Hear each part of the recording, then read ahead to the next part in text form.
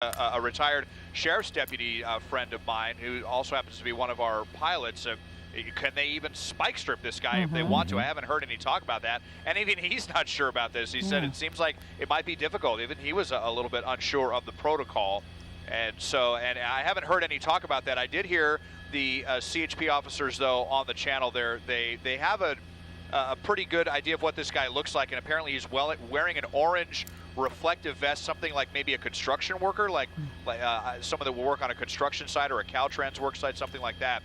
Apparently that's what he's wearing. They're thinking if he gets out and runs, they'd want to have some kind of identifying marker. But a lot of times we do see those suspects where they try to get as much distance between them and the police as possible before they pull over and run and have a head start. This guy's not going to have any kind of head start, so I have no idea what this suspect thinks the end game is going to be here. And you know, this could be, I mean, this is a long haul trucker. Sure. This is the tanks on either side of that big rig. You will see if they are indeed full, this thing could go for hundreds and hundreds of miles. I'm not saying that, hoping that that's what happens. I'm just stating that, you know, this is one of the situations where we have actually seen pursuits that have come to an end because they have run out of gas. This is obviously a vehicle that's capable of going hundreds of miles, if not more. You know, just think about your little sedan. If it's full, it could probably get, you know, maybe 300 miles, and then this is, think about how many more gallons this is, and this is what they do. This could be thousands of miles. This is at night. This is a lot of momentum behind this big rig. We've got the driver behind the wheel.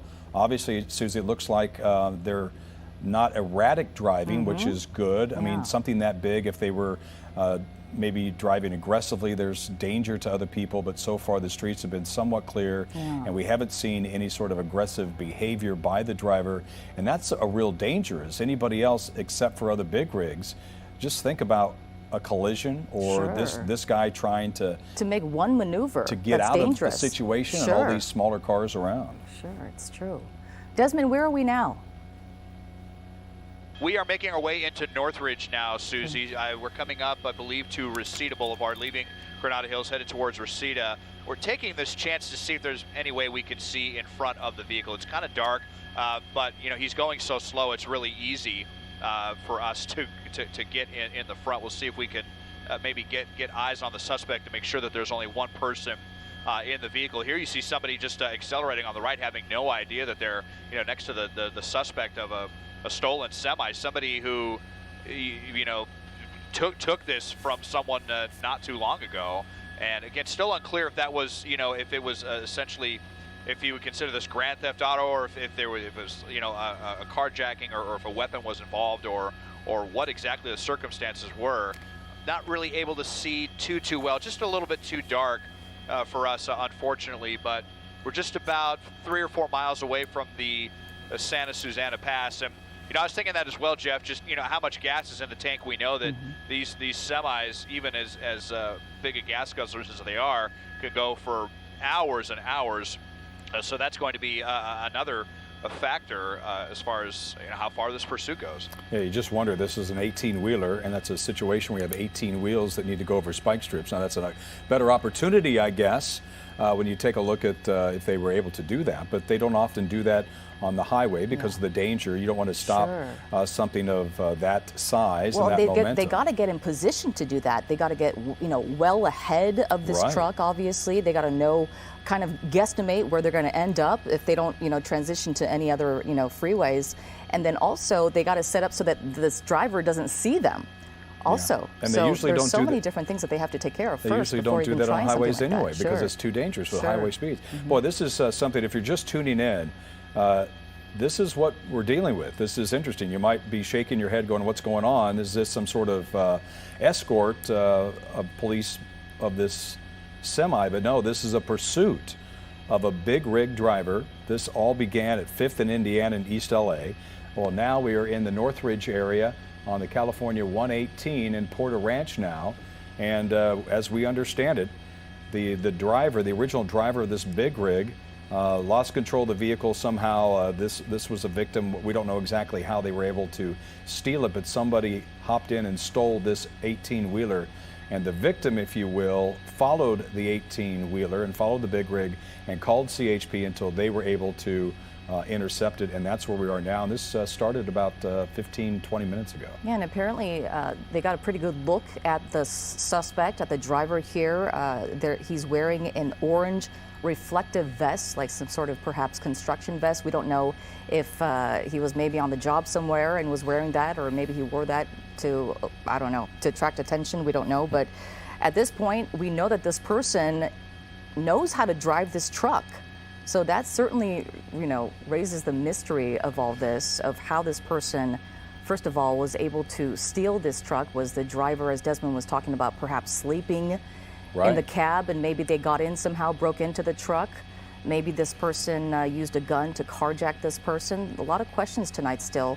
And we wonder why. Why is this person taking this truck? Well, and this has not been confirmed, but you got to think, could supply chain issues be a part of this? Could this be somebody taking matters into their own hands because this is a supply of something that they've been waiting on, and they got fed up to the point where they stole the supply and stole the vehicle? I mean, this is all just conjecture. This is all just something that we're kind of speculated on, but obviously there's got to be something involved with this. You don't hear about really anybody ever stealing a big rig, and this is the first time we've done a pursuit of that, at least to my knowledge. And so you got to think that there's something, because this is not, it's unusual. I mean, this is not something that just a normal driver would take on. I wouldn't think that somebody without the knowledge of driving one of these would, I think they'd be too intimidated to get behind. I know I certainly will get too intimidated to get behind the wheel of a big rig, but that's what is happening, 55 miles per hour. And we see this stolen big rig. Let's go back up to Desmond Shaw and Sky 9. So Des, just putting along. It doesn't appear to be any sort of traffic in the area, which is thankfully so. Yeah, definitely light traffic here headed towards Ventura County at this hour. Not really going to be any kind of an issue. Don't see any construction slowdowns or anything like that. And so far, this driver's just been keeping it to the right lane, hasn't changed lanes at all, hasn't gotten to the shoulder, nothing erratic at all, other than obviously the action of stealing this big rig. So I guess we're really going to learn if and when this person finally gets off the freeway just how well they are able to drive this. It's one thing when you're going 55, may as well be on cruise control right now on the right side of the freeway, not doing anything else. He did seem to take that ramp north 5 to the westbound 118 just fine as well. But if he gets off the freeway and has to take some of those really wide turns, especially if there's other vehicles, then we're really going to see if this person is has that commercial license, or if they really know what they're doing driving this vehicle. Now, you did just see a CHP unit right there. They've been getting some various units in and out of this pursuit, and there may actually be spike strips somewhere in the plan. I'll just say that.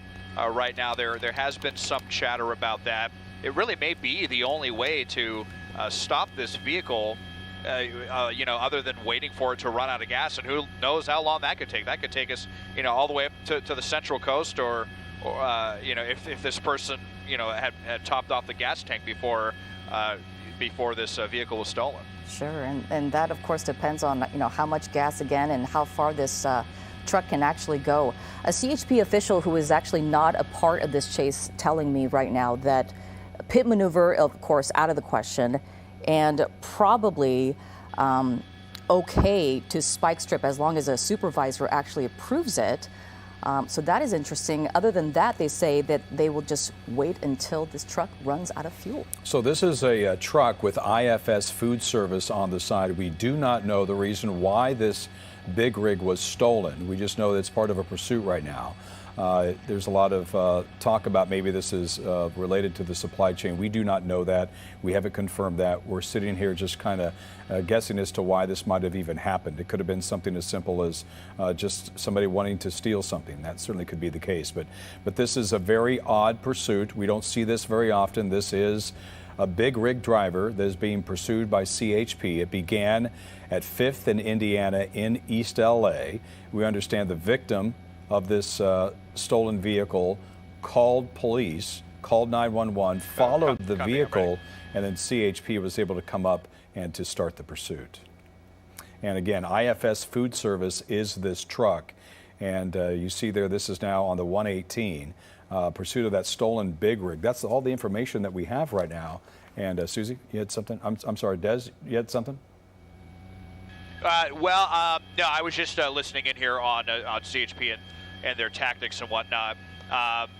As far as spike strips go, my concern is, well, several concerns, obviously. When we're talking about spike strips, they're designed to slowly deflate the tires so that we don't have a tire blowout or hopefully not panic the driver and flip the car over. But if this driver were to see spike strips coming and he, panicked and swerved to the side, he might flip this thing over and spill whatever's inside, which could be incredibly valuable.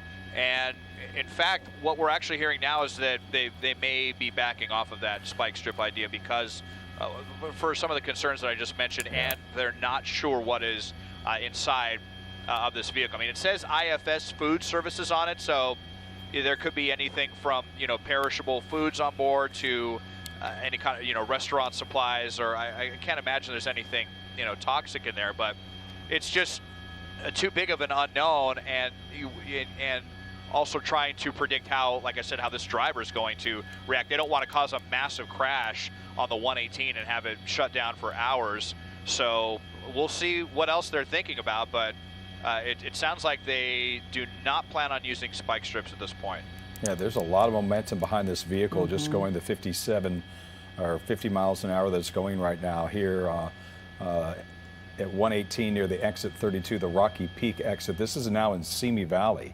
And Susie, I would think that there's a limited options that police have because of just the size and the weight of this. Sure. Obviously, they have, like you had mentioned, there wouldn't be any sort of effort for a pit maneuver. And as Des just mentioned, when it comes to the spike strips, that could really cause a lot of danger and a lot of, just sheer momentum from this could really do a lot of damage. Yeah, and as Desmond was talking about, looks like we just saw another CHP unit take the lead in this pursuit. It looks like they're switching out units there. CHP officials tell me that if you're in this area, if you see it in your rearview mirror, to slowly make your way to the right and make it known by using your turn signal. If you can't move, then you simply stay in your lane. We saw a car earlier kind of speed up. I don't know how they got past those CHP officials, to be honest, but on the right-hand side, you saw a car just speeding up and going past this pursuit. So CHP officials definitely telling drivers out there, if you are on this freeway right now, if you happen to be on this freeway, to not do such things. Well, thankfully, this driver is in control of the vehicle. He probably has experience of driving these big rigs because there has been no aggressive or, really anything dangerous, that shows, nothing that shows that they don't know what they're doing, at least at this point in time. Obviously, so it looks like this person is in control of the vehicle. They're doing highway speeds.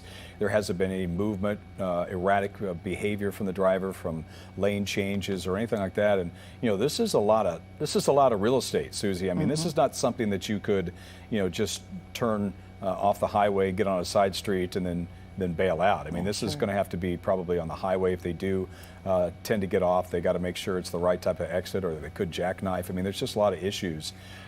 They just need to stay straight. As you take a look at that CHP unit, kind of parallel there, maybe going up to kind of see what's going on. If you're just joining us here on KCAL 9 News today, just before the 9 o'clock hour here on KCAL 9 News, this is a CHP pursuit of a stolen semi-truck. We all started this in the East LA interchange, and it drove up the Burbank, 5 North in the Burbank area.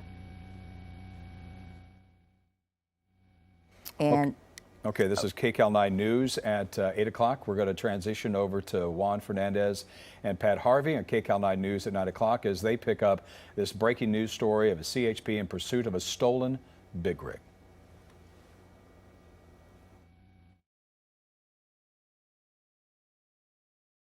Juan, we've worked in this market for many decades. We've seen a lot of things, but don't remember seeing a stolen big rig in pursuit right now, or being pursued right now. The good thing is, Susie and Jeff mentioned that it is driving at the speed limit, but this is a huge truck, and we know it was apparently stolen because the victim called police and let them know this, and even followed the victim while talking to the CHP. That the truck was stolen. And Dina, when they tried to obviously pull this big rig over, that is when this pursuit began, and we've been watching this pursuit unfold for the last half hour or so, and this is exactly what we're watching. As Pat was mentioning, speeds of anywhere from 55 to 60 miles an hour on the freeway. No erratic behavior right there. You can see the blue and red lights reflecting there off the side of the road there. This driver obviously does not want to stop, and as far as we know, Pat, the thought of using spike strips right now, that's off the table as this continues to move. Go ahead, yes? No, I was going to say, Desmond is overhead, of course, in Sky 9, and he had some updated information that they were backing off the possible use of spike strips. Is that right, Des? Yeah, Pat and Juan, that's right. Just when you thought you've seen everything as far as the pursuits go, here we are with this semi-pursuit. And that's right. So we were thinking, how are they going to stop this other than waiting for this person to run out of gas, which could literally take hundreds of miles, depending on how full the gas tank is, since these things are designed really for the long hauls. And there was some talk of spike strips. There was kind of some communication between the sheriff's deputy's helicopter overhead and CHP about doing that. And it sounds like they were set up and ready to do it. And then when they asked the CHP supervisor what kind of vehicle this is, and they told him it's a 53-foot-long trailer, they said, no, you're not using spike strips on that. Now, the concern was that the main concern apparently was that they didn't know what was inside. They didn't want to cause a massive crash, but it sounds like they just found out, according to our assignment desk, that the trailer is empty. I'm guessing the victim told them that. Again, this happened back in near the Eastdale interchange off of the 5. The 5 at Indiana, I believe, is where we heard this first got picked up, and that was actually the victim who had just lost control of the big rig, called CHP, and CHP got there and was able to catch up. I'm sure he said, it's got a giant IFS Food Services logo on the side, so it was very easy to identify which semi was stolen. And here we are. One of the weirdest pursuits ever is we're westbound on the 118, headed through Simi Valley. They were and this has now been transferred to Ventura County CHP, and they have also denied the use of spike strips. So at this point, I guess they're just going to follow it and hope this guy eventually pulls over. Because what other options do they have, guys? I mean, it could be very dangerous, obviously. Anything could happen. You certainly don't want something that big overturning on the freeway. And the question that we certainly don't have an answer to, I don't know if they have talked with the victim, if this victim knows this suspect who was driving this vehicle. Obviously, they know how to drive a semi. I can't imagine that would be an easy task. And we have not seen any erratic driving or any really fast driving. Well, this is interesting, Des. I don't know. They slowed down. Oh, and that's not a law enforcement vehicle on the side of the truck. It almost looks like they're neck and neck, as if they know each other, which could also be a possibility. And here's the other question. What happened to the person that called CHP and they were following this big rig as they were talking to police? We don't know that, do we? Yeah. No, we don't. And what I would really like to know is how this started, Pat. Did this was the driver, was the victim just sitting at a stoplight and his door was unlocked and somebody ran up and dragged him out and took the big rig? Was a weapon used? Was he pulled over in a designated place where a lot of times you see all the semis pulled over when they're on one of those really long days, and he was taking a nap and left the door unlocked? Or did he get out to check something on the trailer and left the engine running? There's so many ways this could have been done. So it's not even clear that this was stolen in a violent manner. I imagine that CHP is going to get those details from the victim, and we would really love to learn those details. But as we're westbound here, headed through Simi Valley, he's either going to, if he continues on this pace, it seems like he just wants to stay committed to freeways and highways. Going to have a decision to make here if he's going to stay on the 23, which will go southbound towards the 101 through Thousand Oaks, up a pretty steep hill, or he'll take the 118 or continue on the 118, which at that point turns into a surface street through Moore Park. So we may end up, if he decides to take that fork, then he's going to be on surface streets for the first time in that pursuit, and we're really going to learn quite quickly just how capable of a driver this suspect is, if this is someone who really does have experience, because at this point he's just been going in a straight line at 50, 60 miles an hour. Hasn't been anything too difficult thrown at him. Hasn't been anything that he's had to dodge or do any sudden movement. So that's going to be coming up here at this raid in under 10 minutes as we make our way westbound through Simi Valley. I believe we're going to be headed up to 1st Street here shortly. And something very interesting I heard also, Desmond, when this first broke out, was that the guy who stole this big rig was actually wearing some sort of reflective vest or some sort of work vest, which most likely, was this truck targeted? Was this guy looking for it? He clearly knows how to drive something like this. I know I couldn't just jump into the cab of this truck and suddenly start driving.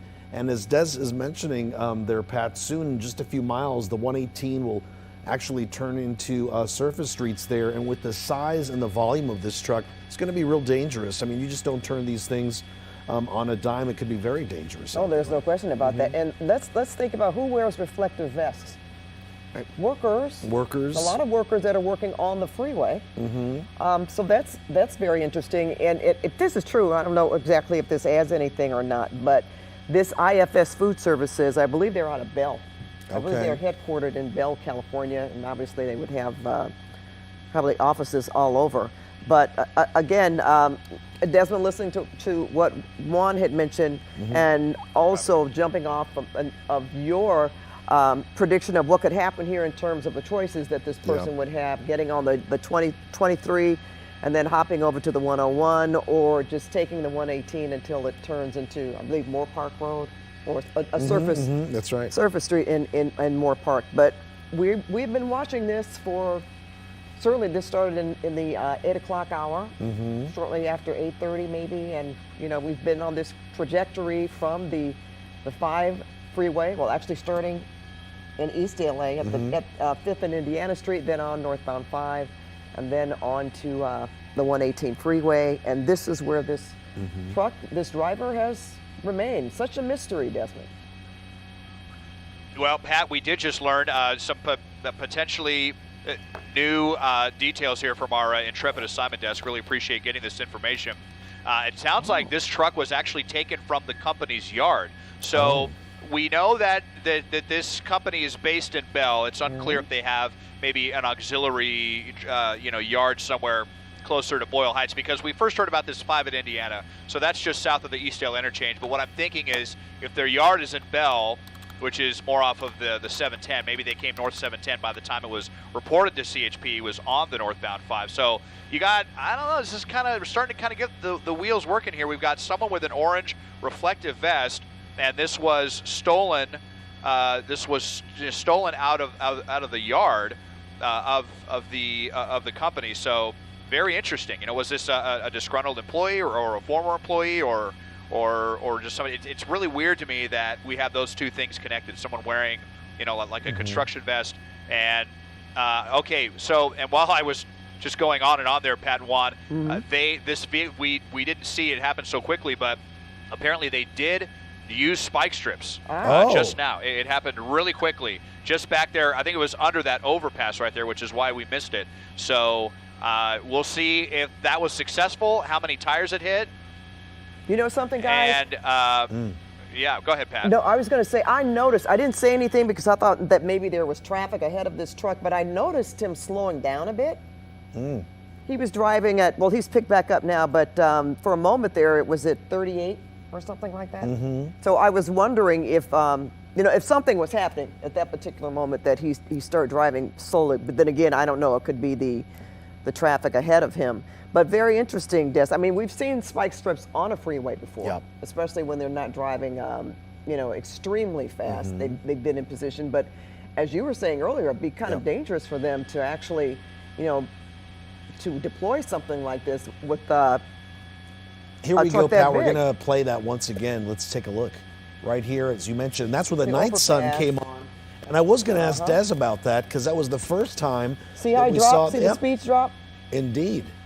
Like he knew something was going on, maybe, or maybe it did hit. And perhaps they used that night sun to maybe create a distraction so he couldn't see what was going on. And I'm also curious, these spike strips, Pat, they're for heavy. our type of vehicles, right? The regular cars. Yeah. Look at that. Will they do any damage to tires? Oh, something is going on here. What was that, Desmond? What did you see, Des?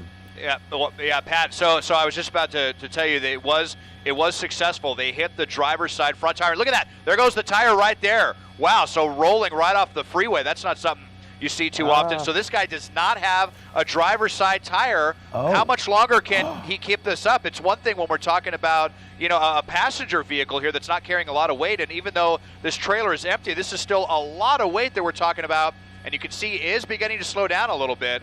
Be really curious to see how long a semi can hold out without one of the front tires here. But that was a successful spike strip, and they did do it because they were able to learn from the company that this truck was empty. If it was full, they probably would not have done that. But since the trailer was empty, they decided, let's do this. Let's not let this go on potentially for 500 miles. So now it's going to be up to the driver to see how much farther he wants to take it. And as we make our way towards Moore Park, it's going to have that decision shortly here on the westbound 118 to either continue into Moore Park or southbound 23 towards Thousand Oaks, now on only, with one less tire. Well, that answers my question, Pat. The spike strips work on these type of tires, right? And Juan, when we showed that scene of, we did a replay of when they were on the overpass and they threw that spike strip out there. If you look closely to the bottom of your screen, if we show that again, you can actually see an officer out there on the freeway. And here it is right there. Look again. at the bottom of your screen, right there. See? Sort of to the left. Oh, yes. Right on the other side of the center divider, right? Exactly. And apparently it was successful. And you know what guys, what we're hoping is that this person pulls over, because there's the other thing we don't want.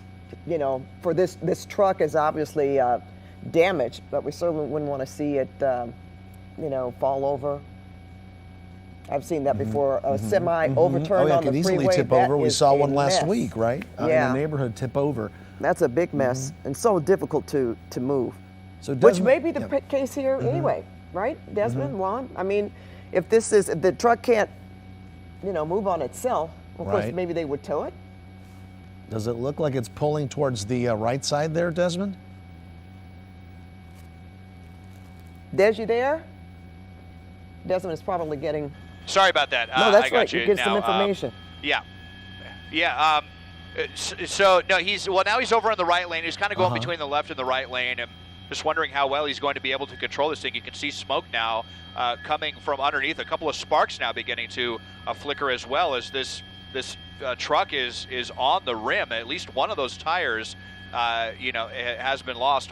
It's on the driver's side. We know that the tires in the back are those kind of dually tires. Yeah. But in the front, I think they're just big, beefy, single tires. But he's coming on the bridge now on the westbound 118, and he's going to be making that decision shortly. I'm just really curious. He's making his way towards the right. Is that the exit I think that was going to take him? Yeah, that was going to be Los Angeles Avenue. That would have taken him into Moore Park. So now he is committed to the southbound 23, which is going to be pretty steep as well. So that just might be what it takes for this big rig to give up, considering it no longer has any tire tread there on the front tire as he goes up that steep hill. We'll just see if he's going to be able to keep up any speed, but you can see that speeds have fallen, whereas he was between 55 and 60 miles an hour earlier in the pursuit. He's now struggling to keep 40 miles an hour. And I got to imagine it's pretty loud inside that cab, Pat, with one tire missing and, Is the light on? Did I see a light going on? Oh, yeah. There we Look, go. Now we inside can see the person inside the cabin. Yeah, and he's kind of been flickering the light on and off. We can see that orange reflective vest that he is wearing. And there's still no signs of slowing down, but this is really going to be a test for this big rig. You see all the smoke coming up, and CHP is actually saying this guy's really having trouble keeping this big rig straight. So let's see if he's going to even be able to safely stop this thing. All right, if you can't get enough of seeing that spike strip, there it is, bam. And there's the officer right there, right on the other side of the divider. You know, some people, it's interesting. Okay, we can see the tire. There it goes. It was. Yeah. We see the tire falling off there. You know, I love it when our folks on Twitter get involved and people were saying, well, you can get a reflective vest for $5 at 7-Eleven. You know, I'm not exactly sure if that's what was going on here, but just the fact that this was taken from the yard. But we're all trying to put our collective minds together, Pat, trying to figure this all out, how this all happened, how this could happen.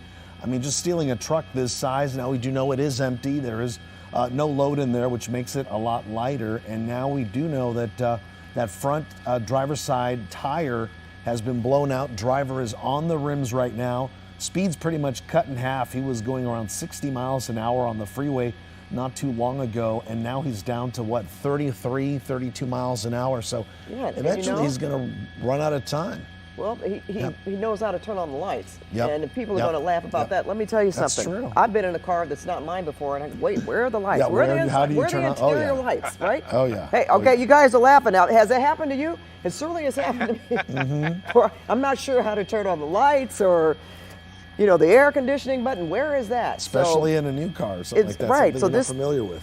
This is a big rig, which is much different. Did we see something fall off that rim, Desmond? Yeah, I wasn't sure if he threw that from inside or if that was just a piece of the brake lining or whatever that they came off there. I saw that bounce off. Yeah, he managed to find the He's got his hazard lights on. Here. Yeah, he so knows he where did the find hazard those lights kind are. of funny. Yep. Yeah, and he was using the turn signal earlier too to get out of the way.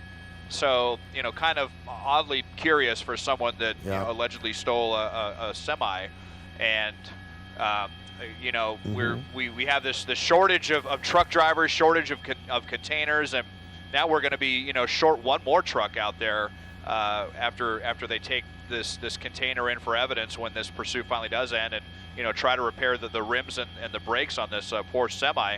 We're really starting to climb now as we make our way towards Thousand Oaks on the southbound 23 up towards Olson Road. This is where this hill starts to get particularly steep for our truckers, and you can see here we're down to just about 30 miles an hour, but still, trucking along, pardon the pun here, but still got most of the tires.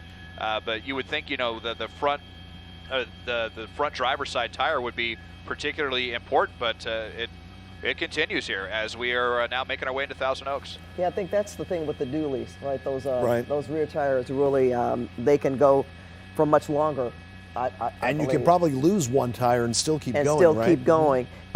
It would be interesting too, guys, to find out what happened with that rim when it fell off. I mean, that could have. I would imagine it didn't hit a vehicle, but there was always that possibility. And just the damage it could cause to the freeway as well. Absolutely. All right, so Desmond, we're looking at they're at exit 17, but still no indication as to the direction that this driver could go. Well, the 23 is going to is basically going to end at the 101. So then he's either going to go south 101 back towards the San Fernando Valley in LA County, or northbound towards Ventura County, or rather towards Ventura proper, I should say, the Oxnard Basin, up towards that way. And that's actually where I'm from. I can tell you we're definitely unaccustomed to police pursuits up in that section of Southern California, let alone with a big rig semi. So, this is kind of a refresher course for Ventura County CHP, who doesn't get a lot of pursuits on any given week. And now we've got one of the weirdest ones ever. Now I'm actually listening to them alerting. They want to alert the Caltrans workers out there. You can see those cones on the right-hand shoulder. They're doing some work out here, so there's definitely a safety concern for workers on the right-hand side of the road. I'm hearing them talk to the dispatchers. They want to get a warning out to these workers in the area in Thousand Oaks. There's a truck right there. It's going right by them right now. Yeah, that could certainly cause for some precarious situation there. I notice he is driving even slow, a little slower. Right? Mm-hmm. Yeah, just a little slower. How long does these lane closures continue there? How much longer, Desmond? Oh, that was it. I'm trying to look up to the front. Yeah, I think it's getting ready to end right up here. I'm looking up ahead, maybe about a quarter mile ahead. I don't see any flashing lights or orange cones, so it looks like they're working in the right lane there. But you see speeds continue to decrease, and just at least glad that this driver is able to keep control of this vehicle with missing a tire here as he is dangerously close to these Caltrans workers who are just out here minding their own business, and here comes a stolen semi with it's not even at full capability and closing off lanes, so that certainly doesn't give him much room. And again, that's some precision driving there. You know, when you're limited to 1 or 2 lanes on the freeway. Makes you wonder, does this person know where they're going themselves? Exactly. Or is it just, I'm just going to go until I run out of, not just run out of gas, but until I can't go anymore. And at this amount, this amount of speed, they could possibly do another spike strip, could they? They possibly could. And here we are, we have lane closures here, even more distractions for this driver. So yeah, Pat, would be a great idea to have another officer at the ready to throw out another spike strip, perhaps disable the other tires. But as we see here, continuing at about 28, 29 miles an hour there on the freeway on reduced lanes. You can see there the cone zone pretty much going for quite a bit now. And he has even less area and to room go. To maneuver. Yeah. Des, what can you see ahead? Are the lanes pretty much closed off for the rest of this freeway here? Yeah, the lanes all look open here. I think he's getting out of the construction zone, but what I want to bring your attention to, look at these rear tires back here, guys. You're looking at the rear dualies here. It looks like he's getting ready to lose a few more tires there. You saw some folks coming out. Of course, we have a slow-moving kind of a circus of a pursuit out here, so we're starting to get folks on overpasses who want to come out and get a bird's-eye view of this. The longer this goes on, the more of that the more of that we're going to see. But he's about to lose some more tires here. It looks like these rear tires about ready to give out. I think I just saw a couple of sparks beginning to flicker out as well. So it's really going to be difficult for this guy or gal, not sure yet at this point, but to keep control of this vehicle. I would have to think that's going to be more the smoke. end of it. Look at those back tires. Once the tires you see on more the rear. smoke. Yeah. Yeah, it's any second now. We're probably going to see that rubber separated and fly off, like we saw earlier. I hear CHP talking about it right now. They may be keeping their distance just a little bit for that reason, so that they don't hit a tire suddenly flying on the freeway. And wouldn't that cause some fishtailing too, Desmond? As soon as there's less control of the back of this truck, that you would see some fishtailing. I mean, this, as Pat was saying earlier, this could eventually tip over. Yeah, absolutely. We could definitely see something fairly disastrous at this point. Then he's going to be losing at least 2 or 3 tires now. I'm not sure if that inner tire is right. I'm not sure if that inner tire is because those are dual tires in the back. So you've got 2. Yeah, dually tires. Right. So 1, 2, 3, 4. It may just be the outer tires that are getting ready to separate. It's unclear, but once those go, yeah, I mean it's going to be considerably more dangerous situation here southbound on the 23 as we make our way near Avenida de los Árboles. I was reminded by a friend actually who used to work here and was in law enforcement that there was a 7-Up. I didn't remember that. There was a big 7-Up truck, huge, in the valley about 20 years ago. Okay. So here's a reminder for that. And I don't remember how that ended. It did, but looking at this truck is damaged. Yeah. And it's probably just a matter of time. Yeah. And in the past, Pat, we have seen ambulance pursuits. We've seen big box truck pursuits. And you were saying remember that military tank? I remember that. In the late 90s, mid to late 90s, down in San Diego. Viewers may remember that is when. Okay. What are we looking at here? Oh, here we go. We're looking at the tire. The front tire.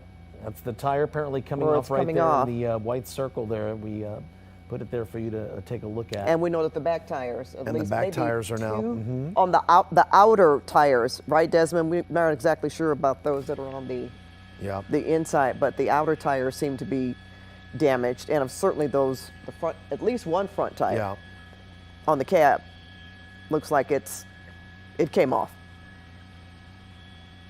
That's correct, and those tires in the back just hanging on for dear life at this point, but we are seeing more and more sparks on the back. And I've been noticing a lot of people pulling over on the right-hand shoulder and getting out and whipping out their phones to get a view of that, and that is just so dangerous when we're talking. I mean, it's one thing to be on a freeway overpass, okay, I get it, Thousand Oaks doesn't see this, every day, if even every year. But look at now, it's really getting ready to come off. That back tire is going to be any second. It's nearly off, and you just hope that there's nobody else around. There it goes. There it goes. So there's another tire down.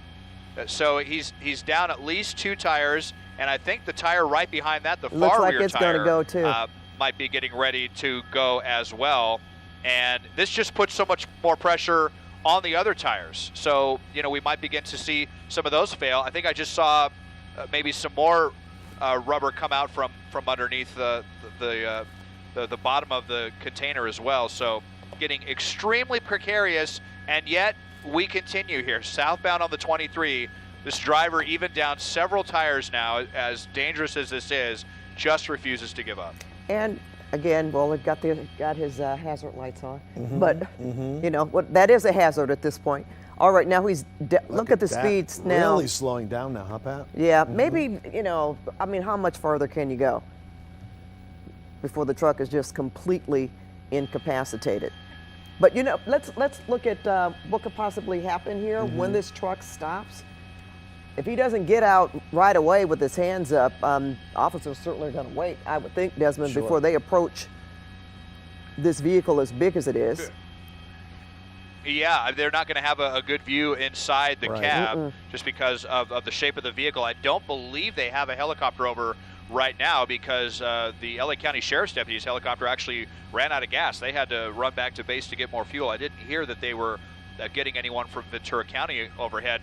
Now, this is going to be especially dangerous because we're coming to that split in the road as we're southbound on the 23. He's either going to go right to the northbound 101 and then down the Conejo grade, or he's going to go left and head through the east end of Thousand Oaks and towards Westlake, Agoura Hills. But he's going to be taking a fairly significant turn either way on this this big rig with several less tires. So I'm kind of cringing to see how he's going to handle this. And we're hoping that he does stop before he has to make that decision, because basically right now this long straightaway of road, whether the 118 or the 23, this is what's allowed this pursuit to go on, because he really hasn't had to make any turns, really, just a few lane changes. Look at that, Pat. Did you see that? Yes, I did. Yep. That was something in the front Towards cab, the front, right? yeah. This truck is just almost looks like it's fallen apart on so many different levels. Looks like he hit the 101, right, Desmond? Yeah, so here we are at the 101, and it looks like he's going to make that left turn, which is a bit of a flyover. I'll just widen out and show you what he's getting ready to come up on here. And let's just hope he can stay on the road as he makes this turn and not go over the embankment here. Well, and, he's veering. Then he'll be coming. Yeah, I mean, ever so just kind of willing this vehicle to the left. This is the more gentle turn, I would have to say, just from experience in this area. To go from South 23 to East 101 is a much more gentle curve than if he were to go South 23 to North 101. And you can see here, so far he's doing it surprisingly successfully, but he's going to be coming into some pretty high-speed traffic, full-speed traffic, as he's coming in on the right side of the roadway. I was almost thinking that maybe CHP would come in with a traffic brake to stop folks, but that's not what we're seeing. Just as I look out the window, traffic coming southbound on the 101 will be coming out at full speed, and we're now headed back towards Los Angeles, San Fernando Valley. Next, as we leave Thousand Oaks, we'll be in Westlake Village. And you don't see something like that in Westlake Village either. But again, you will probably see more traffic.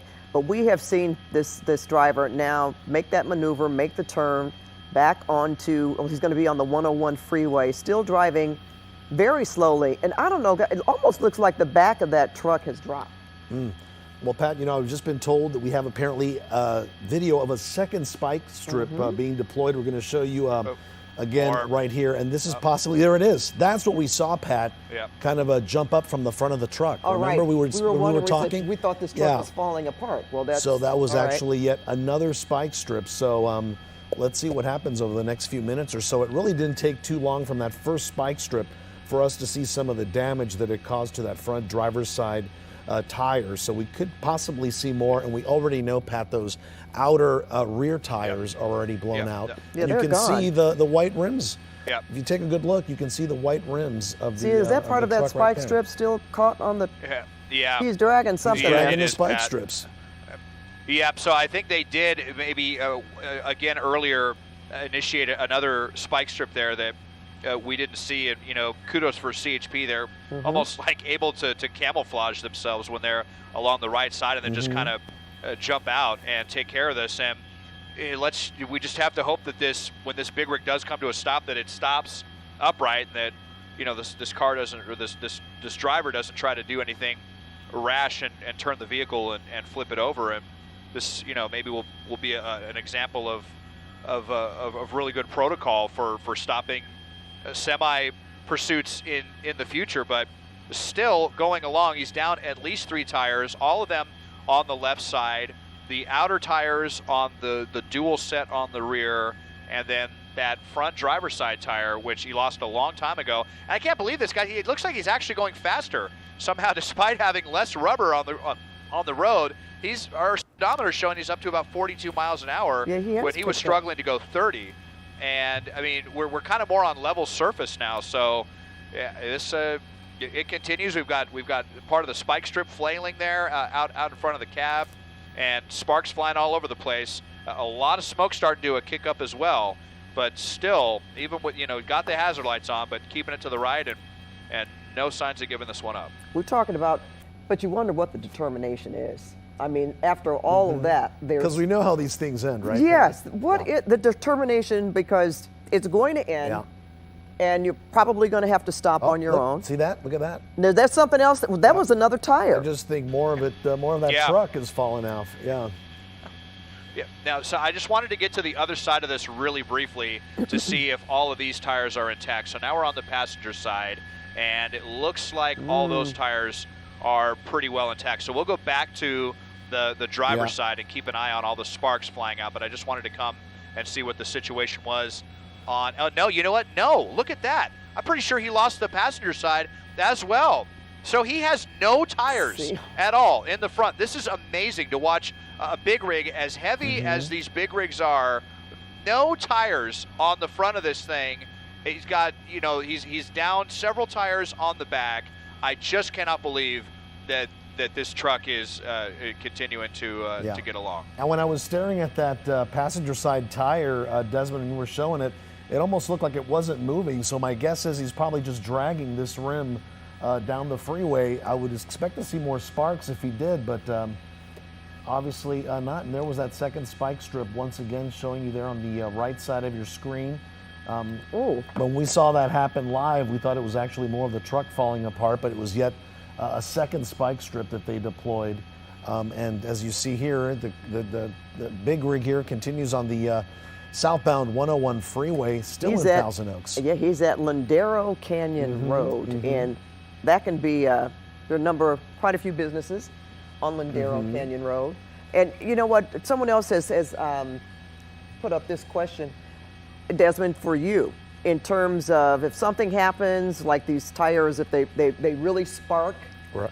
You've got a lot of brush on the sides of the freeway. There'll possibly be a fire. That's another thing. Should fire department be called out? I would imagine that they're paying close attention, or they have been alerted.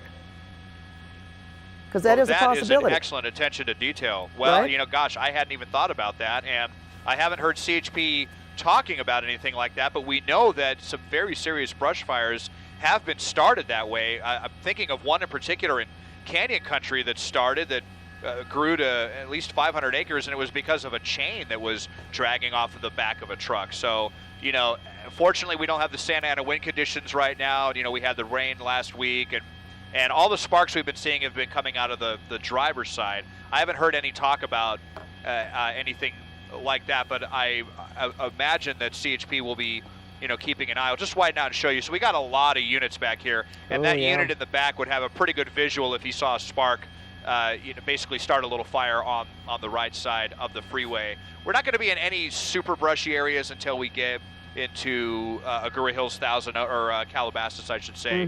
When we get around Las Virgenes and we climb that hill back towards the San Fernando Valley, that's where you have a lot of pretty tinder dry brush on the right-hand shoulder. Right.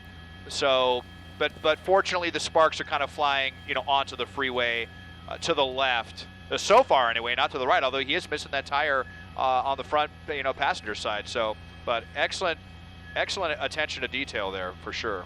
All right. Well, again, we see the light on the inside of the cab. this is going to be, I'm just going to take a step further. This is going to be an interesting interview when they finally catch this person. Exactly. Or get him into custody. Like, what were you doing?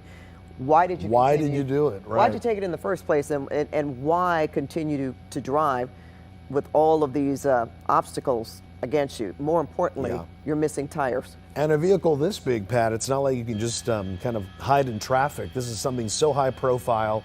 A company and a driver who already reported it stolen. So they're coming after you already. So you really weren't going to get too far. I think we already addressed the situation, whether or not this had anything to do with the situation at our ports. Most likely it isn't. This company, IFS Foods, is out in the city of Bell, so most likely transporting food. I think I checked online. They've been in business for about 90 years here in the Southland, so a well-known company when it comes to food transport. And here we have one of their trucks, Pat, now disabled, but continuing to go down the 101. And if I'm not mistaken, I think I heard that the truck, they did determine that the truck was empty. Empty, right. That there was no cargo on the truck, which is a good thing. It'd probably be a bit more precarious if it was even heavier. Maybe harder to control, right, with the weight, or easier to control. I don't know. I mean, well, and we're assuming this is a big food company. They have insurance, but wow, this truck, when you talk about the damage and the amount of money. It's going to be out of commission for a while, right? Yeah. All right, Desmond, so we are now at Reyes Adobe Road in Agoura Hills, and yeah, he's going to make his way unless he stops before then, too. As you had mentioned, Las Virgenes Road, Mulholland. Oh, yep, Oh, sorry, I just saw something in the roadway. I thought it was I maybe saw something it too, in the road. yeah. I think it was just I think it was just Some a tar piece of or asphalt something, that had been asphalt. that Well, had, look at had that been, overpass. Paved back over. So, oh yeah, tons. There's folks out here and over every overpass now. This has really turned into a circus out here. But so we're back in LA County, and it's now CHP West Valley that has taken this back over. They still don't have a helicopter overhead. They don't really need one. I mean, they've got us. We've helped law enforcement before, and frankly, this thing's going so slow, they're not going to have any trouble, of course, keeping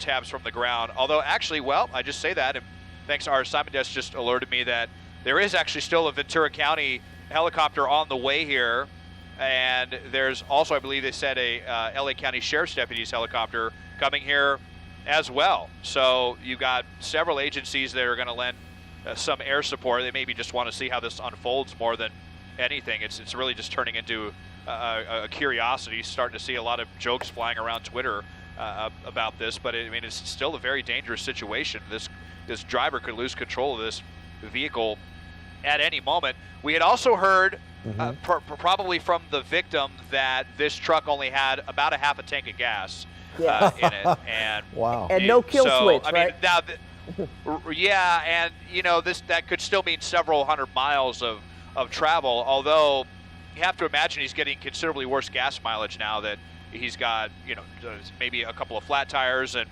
missing a bunch of tires. But and there may even be more. Well, let's just see what unfolds here as we make our way through Agoura Hills. We might see something else coming up here, Pat. You know, what we were saying with the speed, they could throw more than one, and we've seen that they have. Well, there we go. Boom. More spike strips. Another. Yep. Wow. Yep, More you can see spikes. 'em. Yeah. So this is like a record now. We've seen 3 spike strips, all of them successful. 3 spikes on the freeway. It's such a rare thing To see it on the freeway. It's such a rare thing to see, and they said that spike just got stuck underneath. So they've actually got 2 spike strips stuck underneath this semi now. 3 successful spikes. I mean, we'll get back over onto the other side of the semi here in a second to see if it hit any of the tires there. But at some point, this guy's going to have no tires left, and this car's just there. This huge truck's just going to come to a complete stop. And the way this driver's going, it's looking like that's how it's going to end, or that's when it'll end, I should say. So as you said, we've just witnessed 3 or 4 spike strips here. And again, there was a comment that we don't know. There's a lot of hyperbole. Well, what else do you expect? Right. We've been watching this for over. We've been watching a truck go down the freeway for Exactly. the last hour. And so, yeah. we have talked about things that have happened in terms of spike strips being thrown. That's what they're letting happen, and we're describing it as it happens, where this truck is, and of course, what else do you talk about in terms of how this could possibly end? Well, Pat, we want to show our viewers that last spike strip. Look at that right there, drove right over it. You see the police officer there on the right-hand side of the screen, even had his light on, so this driver either very distracted or just didn't see him. But yeah, we're now at 3 or 4 spike strips in this last hour, all successful hits.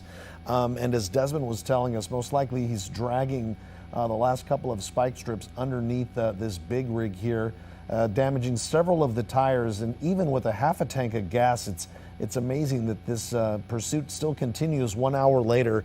Again, with a truck this big, what is a half a tank of gas compared to a regular car? Could be quite a big amount of gas here, but still speeds into the 30s right here, not going very fast. And right now, Pat, just looks like he's just hugging that right lane, not making, again, no erratic movement. And we've seen officers, what they've done. They've been following this vehicle. They've been throwing down spike strips, and honestly, I would say, Des, they're just going to let this go until this person stops. Until it's over, yeah. Until it's over. So we're trying to do the best we can in informing the public about what we're let's get over looking to at, what we're seeing. Go ahead, Desmond. Well, we're going to get back over to the driver's side. We just wanted to check the passenger tires there and see what was happening. I saw a couple of sparks flickering from kind of the front tires from the container, if those are going to be the next to go. But I'm pretty sure he's lost one set of duals, because we saw some other big chunks of tire fly off of this truck back when he first got on the 101. There you can see that one spike strip. That, I believe, was the second spike strip that is just been dangling from the front of the cab. The last spike strip actually got lodged underneath as well, although it did dislodge itself. And so the unit far in the back there, they were able to stop traffic and get that out of the roadway. So it's a really huge coordinated effort here with CHP. This is, tied up a ton of resources now from Boyle Heights all the way into Thousand Oaks, several jurisdictions, several helicopters. LA County Sheriff's deputies are about to get their helicopter back overhead. Ventura County, they decided to pull off this, and they got canceled. But really amazing that this truck continues to go with no front tires. I don't want to make too light of this, but it's a fantastic advertisement for this semi truck. I don't know if it's international. I know that's one of the brands that makes semis. I'm not sure any of the other brands out there, that maybe one of my car friends will chime in. But just amazing that this truck is not giving up. Yeah, we just saw. There goes the last spike strip. Yet another. There it is, right is there. That 4? I would say 4 or 5 now, right, Pat? No, that was I think the one that was lodged underneath the cab. I see. Finally, it fell out. Dislodged itself and fell out into the roadway there. So I think we've seen 3 total spike strips here, which have taken out a minimum of 4 tires, possibly 5 or 6 tires. It's almost looking like might lose one of these rims on the back of the container here any minute. It sure does, Desmond. And we saw him turn the cab light on for just a second. Kind of wondering what he's doing that for, whether he's talking to somebody who may know that he's behind the wheel of this big rig, and what exactly his plan is here. Looking a bit ahead of the pursuit, Desmond, do you see any heavier traffic starting to build, anything like that he may be driving himself into, or has CHP gotten ahead and kind of cleared the way? Yeah, I've been noticing CHP along a lot of the on-ramps, if they've been holding back traffic. There's very, very little traffic ahead of me, and well, they're past the Lost Hill Sheriff Station. Oh yeah. Yep, and climbing this other steep hill now as we make our way up towards the San Fernando Valley. So we're coming up to that area though with the dry brush, with those questions that we were mentioning earlier. Unfortunately, he's not on that far right lane, but this is an area actually not too far from where the Woolsey fire raged several years ago. And can this truck take another hill with even fewer tires than it had when it was southbound on the 23? You'd have to think that maybe this truck would just overheat or something at this point. How much longer can this truck continue to go on? I think we've covered at least 60. I'm thinking about 60 or 70 miles now as we loop back towards the city of Los Angeles. Yeah, if you consider that this started in Bell. They took it from the headquarters of this food service company in Bell. Now he's passing Las Virgenes Road, and he's going to be coming up on Mulholland. That's going to be the next exit. Well, Parkway Calabasas, Mulholland. And look, Pat, a little more smoke coming off that tire. You see that? The front rim. I saw some smoke there. Well, no rhyme or reason here. Again, we were just watching this unfold, and CHP really has done a masterful job of throwing down these spike strips. We believe all of them were successful. There's a possibility one of them, that it may not have been fully, but certainly they've made several attempts. I almost counted 4, I believe. So, and they're at the same time, for safety's sake, I'm sure they're just sort of letting this run out until this person stops and gives up, or he runs out of fuel. And very interesting, because when we first started covering this at 9 o'clock, Pat, we were saying right then and there that most likely spike strips are going to be off the table. The pit maneuver is an absolute no, obviously, with the size of this. And now we've seen a total difference. We've seen 3 spike strips at least, successful ones at that, which have disabled the this big rig here. But amazingly, because it stayed on the freeway, it stayed on these long stretches of road, the driver has been able to even stay within the lanes of traffic there as the CHP continues to follow it. I'm just surprised even watching people get on the Yeah, I saw that too, Yeah, but I guess they're letting them do that. I know, Desmond, you had mentioned that you felt that you could see some exits that they had sort of closed off or prevented people from getting on the freeway. Yes, definitely. It looks like they weren't able to maybe get to that one in time. I mean, it's really a big coordinated effort to have a lot of units standing by at all of these on-ramps at just the right time to prevent traffic from getting on the roadway. So there's bound to be a few gaps. Now, a friend of mine just sent me something, asking how many miles can a semi-truck go on a full tank, and at an average of about a little over 8 miles a gallon. These things on a full tank can travel, over 1,000 or even 2,000 miles, according to what one of my friends told me. Now, they're saying that this guy had a half a tank left of gas. You can't imagine that this truck could last that long. I'm really just shocked that it's been able to go as long as it has running on this rim. At some point, the rim is going to, melt off or just flicker off a little bit at a time, due to friction. And at that point, it'll be down to the brake calipers or the axle, I think, or one of these rear tires. Amazing to just watch these continue to go. Put the doubler in and see. It might just be a little bit too dark to see these rear tires here, but you can see what's left on the rims there. Yeah, what's left, and all of the sparks that are flying. More and more sparks. Actually, looks like there might still be a little bit of rubber left on a couple of those.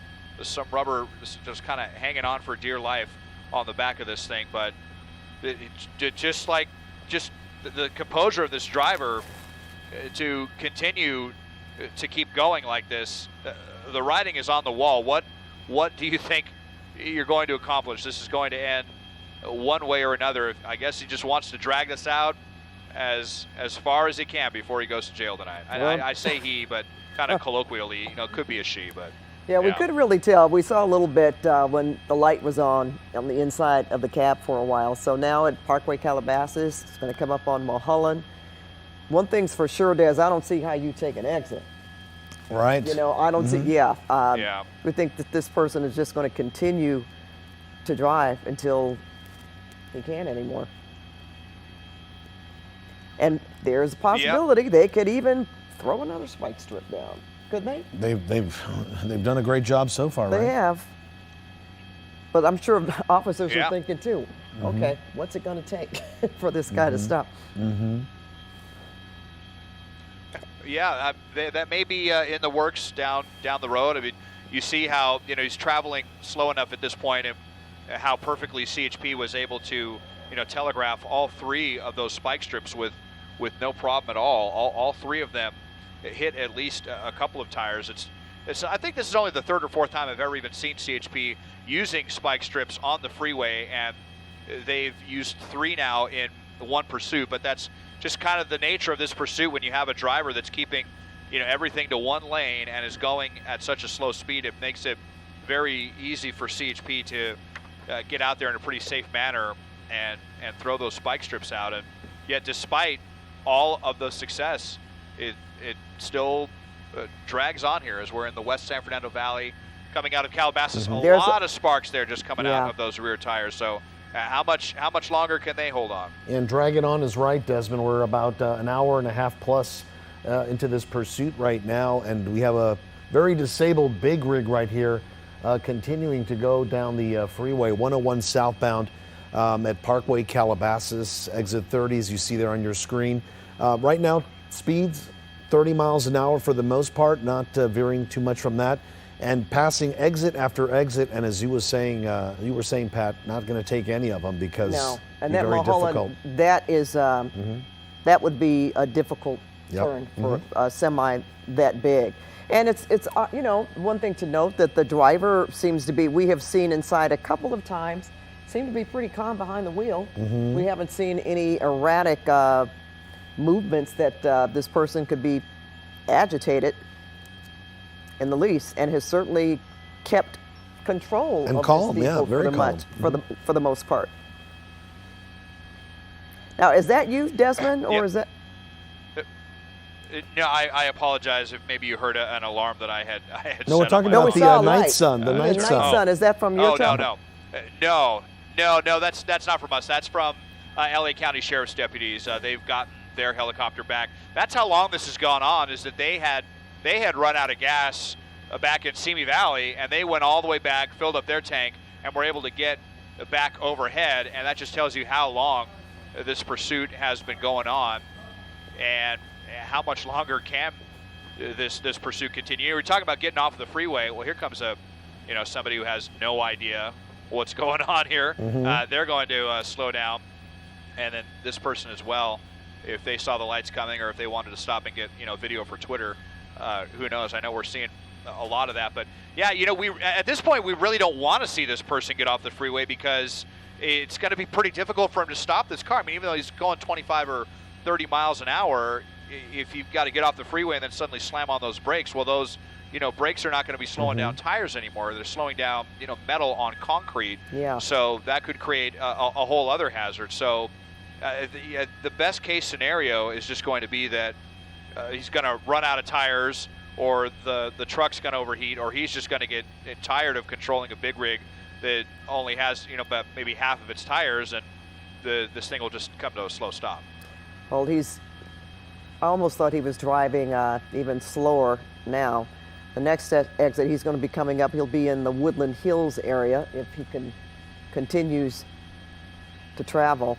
Yeah, we know traffic gets a lot Coming heavier once you're in that part of the San Fernando Valley.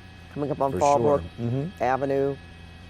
And again, those off-ramps are very narrow, so don't see him making any kind of moves like that. If he's going to do anything, it would have been right there, that Mulholland Drive, Valley Circle, a split. But he didn't. He is continuing on the 101 southbound. And again, soon we'll be entering into the Woodland Hills area. This is a chase that started in Bell. That's right. It was at 5th and Indiana in East LA when we picked it up. Well, look at that over-ramp. There's so many cars there. Were they law enforcement vehicles? I think those were part of the Caltrans units that we saw when they were working on the other side of the freeway, is possibly what that was. But we are seeing, definitely, look at that, more traffic on both sides of the freeway. We see some Caltrans workers out there as well. Plus the looky-loos that we've seen on the overpasses trying to capture some of this pursuit on their own phones and just to witness it for themselves. And again, we're talking about coming from the city of Bell, going through East Los Angeles, ending up on the 5 freeway, northbound, then the 118 freeway, then the 23, And now he is on the 101 heading southbound back towards the city of Los Angeles in the Woodland Hills area right now. And this truck is damaged. Not exactly sure, Desmond, how many tires are left. Right. You know, someone tweeted me and asked me how many were on the truck. Well, not exactly sure, maybe at least 10, but right? Are these 16-wheelers? We keep hearing 16-wheelers. Yeah, so, well, let's see if we can add all these up. So, yeah, they got 2 tires in the very front. Then there's 2 sets of rears. That's 2 each. So 2, 4, 6, 8. I think that's 10 tires on the semi itself. And then you've got, I believe, 8 tires in the rear because those are dual sets as well. So, yeah. But we don't know exactly, right? I guess. We don't know exactly how many were damaged. Yeah, right. Well, okay, it looked like he had almost a full complement on the passenger side, but was missing, he's missing both front tires. He's missing at least 1 full set in the back. I think he's down 6 or 7 tires, so he's down to, you know, maybe 9, 10, 11 tires. They actually did do the spike strip there, but here's the problem at this point is they're throwing the spikes out in the front, and then those spikes are, first thing they're hitting is the metal in the front, which, you know, from the tires that have already fallen off. And I think it's kind of messing with the spike strips. Yeah, bending the spike strips, By the time they get to the rear tires, it might be bending the spikes or flipping them over. So it's not even clear. We saw that last spike strip come out, and I don't think that was the 4th one we've seen, and I don't think it was effective at all, that 4th spike. So now it's kind of hard to say what else they can do, Pat and Juan. Well, yeah, like they've been doing, right? Follow, if they want to throw another spike, they possibly could. But at this point, maybe just wait for this person to stop. It's passing Topanga Canyon Boulevard. If he keeps going, he's going to end up in the Tarzana area, then Encino.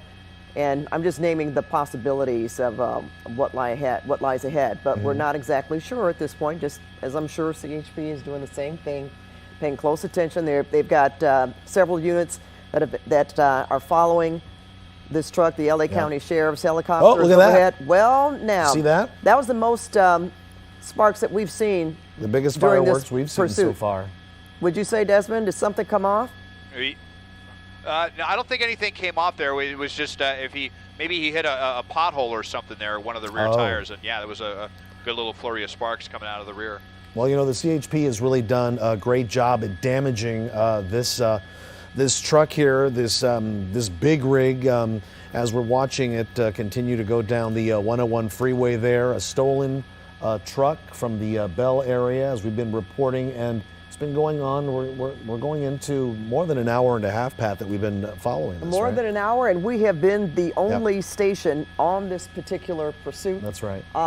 We have watched everything unfold here on KCAL 9. And folks, the interesting part of this too is that the victim actually saw his truck being stolen, called CHP, reported it as he was following and this still truck. tailed this truck, and until as the CHP showed up. We're not exactly sure. Okay, he's at DeSoto Avenue now. We're not exactly sure what happened to the victim. I was curious about that. Was he still following this truck?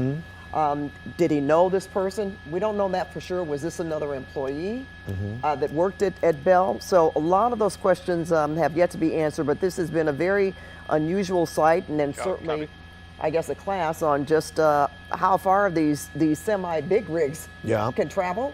And we understood that this big rig here had a half tank. Yeah, that's right. Well, one thing I know for sure, Pat, is that we're going to stay on top of this till the very end. If viewers have been with us all this time, we want to definitely let them know that we're going to show them how it all ends, right? That's right. And right now, we're going to turn it over to Susie Suh and Jeff Vaughn over at KCAL 9 News at 10 o'clock to pick up our coverage. News at 10 o'clock. This is breaking news of a pursuit of a big rig driver wanted for stealing a semi out of the city of Bell, out of the IFS food service yard near 5th and Indiana. Susie, CHP used spike strips at the 118 near Moore Park and that has resulted in this big rig losing several tires. That's right. The victim is the one who actually called 911 earlier near the East LA interchange. It had just happened just after the 8 o'clock hour, just before, I should say, the 8 o'clock hour. As Jeff was just talking about, the truck went over some spike strips and the rear tire was blown out. Several tires have actually fallen off. We're going to show you the highlight of that here, as you see on the right side of your screen. But we are now in the city of, I believe it was Woodland Hills when we were earlier. Looks like we're back on the 118. That was the 118 earlier on the right-hand side, and now we're in Woodland Hills. As I mentioned, this started in East LA, but this truck has been driving all over this place. I mean, all over the place tonight. We know that we picked it up in the Pacoima area, just off the 5 freeway north, and then it went on to the 118, as we just showed you on the right side of your screen. But this has been going on for almost 2 hours now, Jeff, and finally we're seeing signs of it actually slowing down. Yeah, because it's got not a whole lot of rubber left to drive on. It did go and started in Bell, has gone through Burbank, Pacoima, Simi Valley, Thousand Oaks, Calabasas, now Woodland Hills. This is on the 101 southbound. I'm pretty surprised it was able to make it up the grade. Southbound 101 at Las Virgenes between that and Parkway Calabasas, but it did, going about the speed that you see it right now. Up in Sky 9 is Desmond Shaw, who has been with us from the very beginning of this pursuit. And we understand that the trailer is empty. We don't know exactly the circumstances as to why this big rig was stolen. But Des, it just keeps on, as you mentioned earlier, trucking and going. And just like the little engine that could, it just keeps on going and going and going. Yeah, like the Energizer Bunny, like any whatever analogy you want to use. You're right, Jeff. It's really incredible. This is, I think we've covered probably about 100 miles worth of roadway now at very slow speed, struggling to keep 25 miles an hour. He has no front tires. So 8 of the 18 wheels on this vehicle, we think that he's lost a third of the rubber. He's down to about 12 tires. He's missing the 2 very front tires. I believe both sets of these dualies on the driver's side are also gone. And last we saw, the rest of the rear tires were all intact here. But the conundrum now for CHP, now that they've blown out the 2 front tires, when they tried the 4th spike strip, an unprecedented 4th spike strip on a freeway, I've never even seen more than one in all my years covering the pursuits. But the problem is that the spikes were actually, the first thing they were hitting were those metal rims at about 30 miles an hour. So that was either bending the spikes or kind of knocking them out of place, jiggling them all over so that they were not able to flatten any of the additional tires. So it's unclear. I don't know that even attempting any more spike strips is going to help to stop this vehicle once and for all. But obviously, it seems pretty obvious to me, and from some people I've just been seeing on Twitter, some truck drivers and whatnot, saying that this person obviously knows what they're doing. We've seen him now, take freeway transitions with no front tires, and really keeping his composure here, and no signs of slowing down as we make our way. We'll be at the 405 maybe in about 5 minutes here as we leave Woodland Hills and make our way into Tarzana. Yeah, benefiting from straight roads, Susie, because he doesn't have any front tires. You would think that he would lose any sort of control in steering that, but because it's thankfully on some straight roads, he hasn't lost control and continues to motor down the 101, coming up to the 405. I guess he'll have a decision then whether he wants to go on the 405 or the 101. And it seems like, blowing up those tires wasn't really effective, to be honest. I mean, he's still going. I mean, obviously a little slower than before. We were talking about 50-some miles before. Now we're talking about 30-something. On the right side of your screen is right where we see those tires getting blown out. As Desmond was talking about, many of those tires have actually fallen off. But as you see on the left side of your screen, this is a live picture from Sky 9 tonight of this semi-truck continuing and going on. We were thinking that at some point they might run out of fuel, and that would be how this truck, this pursuit finally comes to an end, but that still has not happened. Well, the power is coming from the, if you will, the dual axles and the front tractor of this trailer. And, the wheels that are lost in the very back, those don't power this semi. It's from those set of 8 tires right there in the back part of that tractor. If they were able to get the spike strips there, and you would think that they would have run over them at some point in time because the front tires are gone, Susie, but that's where he's getting the power to continue on at even 31 miles per hour with most of this big rig's tires gone and down to just the rims in the back. Again, there doesn't appear to be any cargo in this trailer, so it's not a whole lot of weight, but still able to continue at 30 miles an hour, not really slowing down much. When we first began this in Pacoima, it was up in about the 50, 55 mile per hour range, so it slowed it down about 30 miles per hour. But this is a slow speed chase of a very big vehicle in a big rig that was stolen earlier tonight from the IFS Food Service Yard near 5th and Indiana in East LA, also city of Bell, if you will. And this has got to the point where he's driven around, as Des has said, 100 miles or more on that half a tank of gas. That's what we learned from that company, that there was a half tank in there. We still don't know why this big rig was stolen. We don't know if it was a disgruntled employee, but we know it was stolen from the yard. And here it is, still in our sights here some 2 hours later. Yeah, a lot of these semi-trucks I know are equipped with radios or CB radios, and I wonder if the CHP was able to get on a frequency where they can actually talk to them. I don't know if that's possible, but we don't know much about the actual part where the semi-truck was stolen from the yard, as Jeff was just talking about. We don't know if this was a carjacking situation of some sort, or perhaps it was an employee there who perhaps took someone else's truck when they weren't supposed to. But we do know for a fact that this person clearly knows how to operate this truck. Well, you know, when we first started this, we were wondering how this was going to end and how were they even going to try to disable this large vehicle. A lot of momentum behind it. It would be difficult to really stop it. And here we are.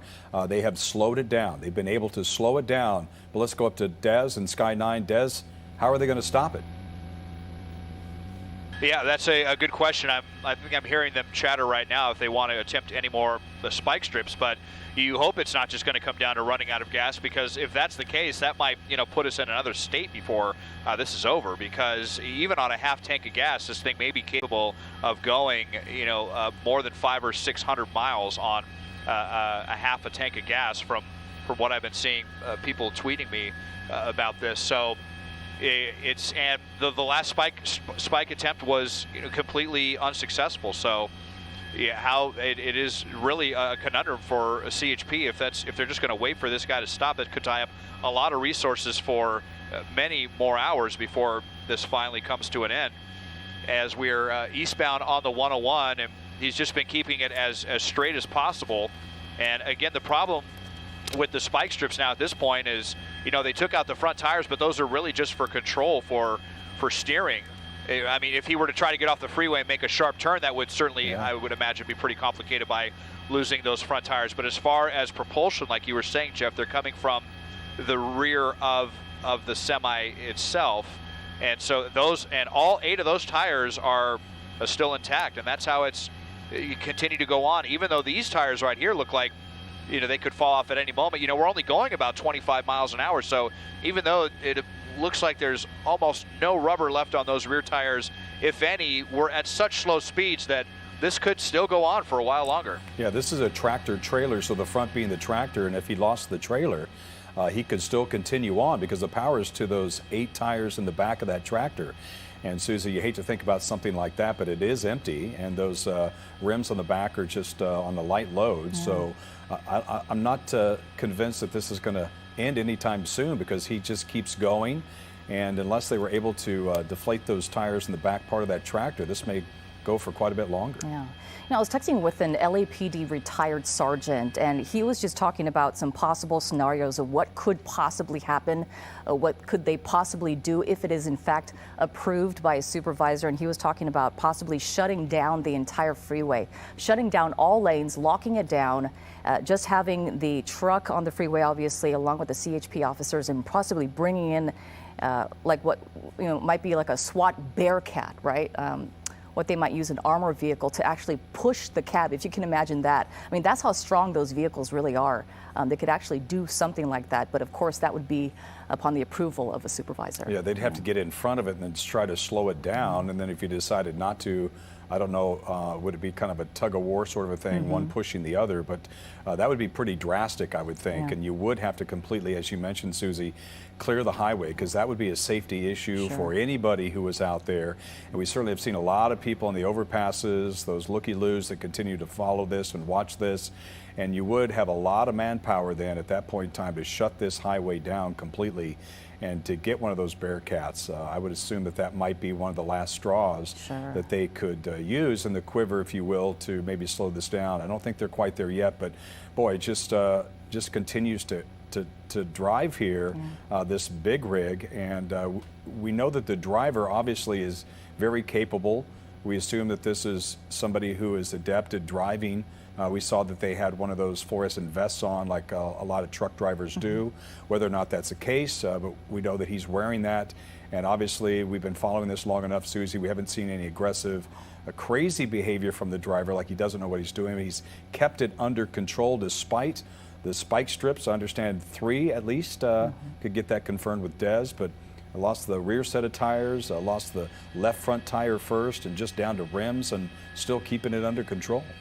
Yeah, let's go back up to Desmond Shaw live in Sky 9 for an update. Desmond. Yeah, Susie and Jeff, I think it's 4 spike strips that we've seen now at this point, but that last one was completely ineffective because the first thing it hit were those missing tires in the front, and I think that damaged the spike strip itself before it could make it back to the rear tires of the actual tractor itself and flatten any of those. So don't anticipate any more spike strips.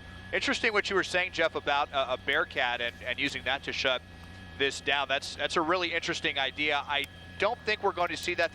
I have seen that one time before in a pursuit, but that involved someone who was being extremely violent and actually got out of their vehicle and fired a gun at LAPD. And it was after that they eventually brought in a SWAT vehicle like that, a Bearcat, and actually rammed that driver into the center divider and ended that pursuit. But there hasn't been anything violent that's taken place during this pursuit. It's not even clear if any violence was used to steal this truck. We know that it was taken from where the truck is actually kept, we believe, in the city of Bell, but it's not clear that we hadn't heard that any weapon was used or anything like that. So as interesting of a tactic as that sounds like, it would involve a lot of coordination and would probably be successful.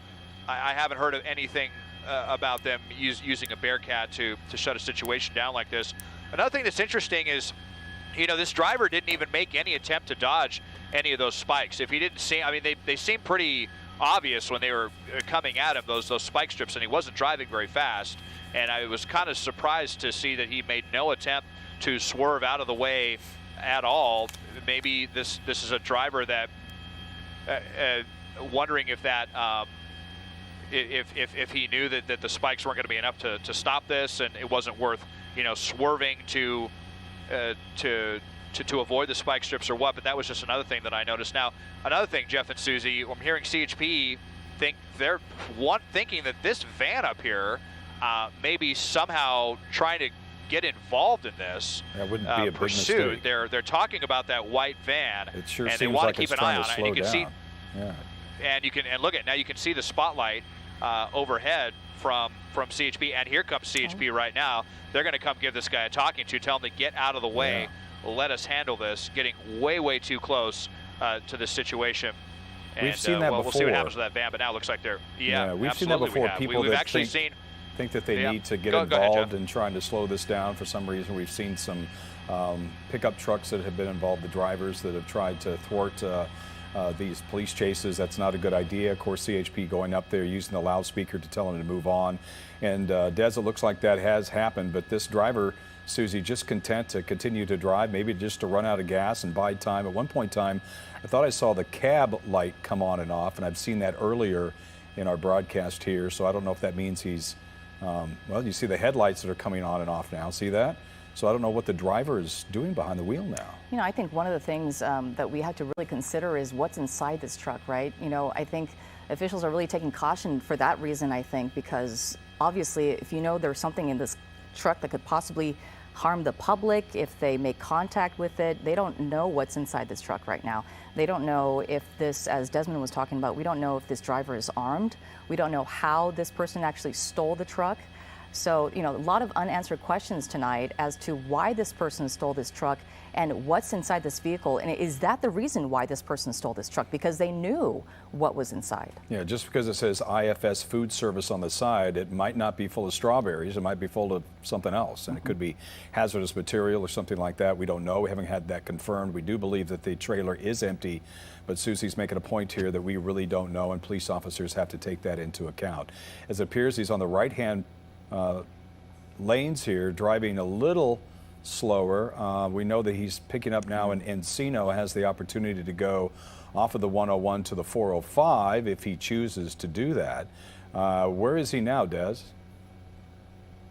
He's crossing over the 405 right now. That's what we just came over, and so he is staying on the 101, which I suspected because especially if he would have tried to go to the North 405, he probably would have tipped this semi over without any front tires, because that's a pretty sharp turn, and even the ramp that goes to the South 405 is not exactly a smooth sweeping turn either. But now you see as innocent people kind of come up to the right, have no idea what they're kind of getting into the thick of. And we are coming into a Caltrans work zone. I actually hit this on my way coming home from work every night. They're going to have the 2 left lanes shut down as they rebuild the center divider. As I look ahead, though, still traffic is extremely light. I don't see any red lights ahead, despite the fact that we're losing the 2 left lanes of traffic. It doesn't look like it's going to be enough to slow him down. Freeway still moving along here, despite the construction going on.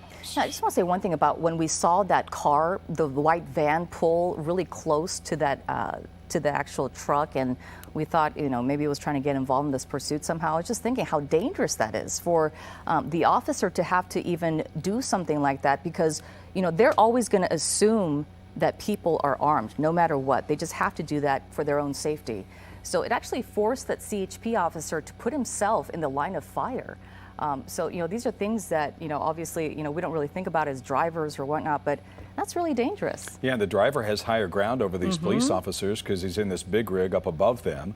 That they got to think that, but at that point in time, they are putting their lives in danger to try to tell that person in front whatever they were trying to do to go. And here we go again with the front lights flashing on and off. You wonder if maybe this truck is having some struggle, and this is some electronic issues, because maybe you would think that just the momentum of this is slowed down to 30 miles an hour. It's pulling with the tires off. It's got to be really taxing on this engine. Maybe it's starting to overheat. Maybe some of the electrical issues are happening because this thing is starting to lose power. I don't know. I'm just kind of guessing here, but that's got to be a pretty big weight on that engine to drag this trailer and those rims with no tires on it. The rolling resistance has got to be a lot higher. It's got to be pretty taxing on this engine. And I just wondered if maybe that might be an opportunity for this driver to shut it down. Hopefully, you would think at some point in time, that'd be the smartest thing to do, of course. Desmond, have you seen the same number of CHP units behind this truck the entire time? There's been primarily 4 or 5 units hanging back at various distances, and then you've been seeing some other units stationed along the right-hand shoulder in various areas as well. Perhaps if this driver were to pull over and get out and run, they want to have officers posted wherever. I'll just widen out and show you at the moment here. Looks like there's just 3 immediately, but I think there's another unit back there that's kind of going back and forth in lanes, essentially running an extended traffic break. And traffic is actually beginning to back up behind this guy right now, because he's going so slow, and because CHP is not allowing anyone to pass him. He's essentially creating his own traffic jam behind him. Wide open roads in front of him, but he's basically leaving a wake of red lights as he travels forward and eastbound. And he'll be getting towards the 134, and then that's kind of an interesting one, because the 134 is on the left side of the roadway. That's the one that goes straight. If he wants to make a turn to the 101, he's going to stay on the right side. We'll see just how well this driver knows the area. That will be a bit of a turn if he's going to take the 101 freeway. But construction should be ending, I believe, right up around Coldwater or Laurel Canyon. And here we go now, well past the 405 through Sherman Oaks, and soon we'll be in Studio City. And you got to wonder if they're able to maneuver that without the front tires. I mean, there's no way I would think that he'd be able to make a left or right turn, a severe left or right turn, but he's been able to make some maybe some just curves, some slow curves, if you will. And we've got a couple coming up, but then of course when you get downtown, there's a little bit of a bigger curve, and you wonder if he'd be able to maneuver that. Of course, if he stayed on the 101 and didn't go left to the 134, that's a pretty good turn, and I don't know if you'd be able to make that just because of the fact that he doesn't have any front tires. Yeah, well, I don't know. This is an incredible picture that we're looking at tonight here on KCAL 9 News at 10. If you're just joining us, we want to welcome our viewers to this breaking news, a CHP pursuit of a stolen big rig that started in the East LA area and has been going on for the good part of more than 2 hours now. And it has been a slow pursuit. The fastest that we've seen this truck driver drive is about 57 miles per hour, I believe. That was the highest speed that we've seen. But like I said, it has been going on for a very long time. We picked it up in the Burbank area on the 5 freeway going northbound. It went into Pacoima, then the 118 freeway. And as I mentioned earlier, the victim of this stolen truck was the one who called 911 around the 8 o'clock hour saying, my truck has been stolen. Now, we don't know the details of how that all went down, whether this was a carjacking, that they were forced out of this truck. Perhaps they were taking a nap inside the truck in the cab and someone just broke into it. But as I mentioned, we do know that this person, whoever this person is inside this truck, driving this truck right now, knows how to operate a big rig. And that leads us to believe or possibly speculate that this person could possibly be an employee of this IFS Food Services, which stands for Individual Food Service. It's supposed to be Southern California's premier distributor, that's what they call themselves, of food, paper, plastic as well. So we don't know what's inside this truck. That is on the right side of your screen, the van that was possibly a part of this pursuit for just a minute there. They were really close to that truck, slowing down just in front of it. We don't know if they're trying to help out CHP, but we know that the CHP said, no, right there. You see them pull up and probably giving them the directions over the loudspeaker saying, you know what, you need to get out of here. We are in the middle of a pursuit. And so you see them speed up and move after that. Yeah, officers deployed a spike strip on the 118 in the Simi Valley area. A short time later, one of the tires, the front left tire, which you see there, blew out and just was going across the highway on its own. Things slowed down as the driver then made their way into the Thousand Oaks area. Then some of the back tires blew out. That was on the 101. This big rig ran over at least, we're told, 4 spike strips from Simi Valley to the Thousand Oaks area, another one in Agora Hills. As we're taking a live look here, it continues in Sherman Oaks on the 101. And Desmond Shaw is live overhead in Sky 9. And Des, we continue to just see this thing moving about 25, 30 miles an hour. No signs of stopping, but I did see the headlights flicker on and off. It doesn't appear that I guess the hazards in the trailer are still working, but something appears to be going on electronically with the vehicle. I wonder if maybe it's strained under all of the stress, lack of rolling resistance, and lack of tires. Maybe this will come down to an end if it just has a mechanical problem, maybe. Des? Yeah, Jeff and Susie, sorry, I was just coordinating with my pilot here because we've actually got to think about, fuel as well. And depending on how much longer this continues, he's going to be making his way now towards the 134 and the 101. But at some point, you think this driver would just get tired of this. I mean, it's got to be kind of difficult to control, and it's going to end the same way no matter what is happening here. So if this is just somebody in a really troubled state of mind or what, if they're just kind of zoning out or having a mental breakdown. But we're going to be making a decision here between the 101 and the 134 for this driver as he's almost out of this construction zone. Yeah, this all started about 8:14 tonight, live during KCAL 9 News at 8 o'clock. Of course, here it is. More than 2 hours later, we continue to follow this pursuit of a big rig driver wanted for stealing a semi out of a IFS Food Service yard near 5th and Indiana in East LA in the city of Bell. They did use spike strip CHP on the 118 near Moore Park, where he's lost several tires during this pursuit. And Susie, we continue to keep this in the center part of your screen, as this is like many pursuits, you just don't know how it's going to end. Yeah, and you don't know why this person stole this truck. As Desmond was just talking about, is this person having a mental breakdown? Are they a disgruntled employee of this IFS Food Services company, perhaps, where this truck was stolen from? But we do know this person definitely knows how to drive a truck, a semi-truck, and that requires training. So we're wondering if possibly it could be an employee. Yeah, the owner had said that that trailer is empty. The tractor is still with the rubber on the back 8 tires of that tractor appear to be intact, and that's what's giving power to the road and why it's still able to drive after more than 2 hours, and after those spike strips have shredded off the 2 front tires and the 2 sets of tires in the rear axles. But it still continues to drive about the same speed, 25 to 35 miles an hour. This is on the 101 now, Valley Village area. Coming up, this is not too far from our KCAL studios here, actually, on the 101 and the Laurel Canyon exit. And, you know, it's interesting how this driver has been able to hit these straight roads to the point where he doesn't have to necessarily maneuver and drive left or right, because I think that'd be very hard to do with no rubber on the front tires and just having rims. It's true, and it looks like he's staying on the 101 freeway, if I'm not mistaken, so far, Desmond? Susie, I'm sorry, can you repeat that one more time? That's okay, it just looks like he's staying on the 101 and not getting on the left-hand side toward the 134. Yeah, it does, which is kind of surprising. Let's see what happens here, because I'm just going to widen out and show you the turn he's going to have to take. That's a little bit dark, but and I don't want to see him. Yeah, now he can't swerve because there's kind of a curb right here. So he's going to stay on the 101, even though he's only about 25 miles an hour. So he'll probably be able to take this even without the front tires. But this is going to be, yeah, okay, so there's that Tahunga Avenue.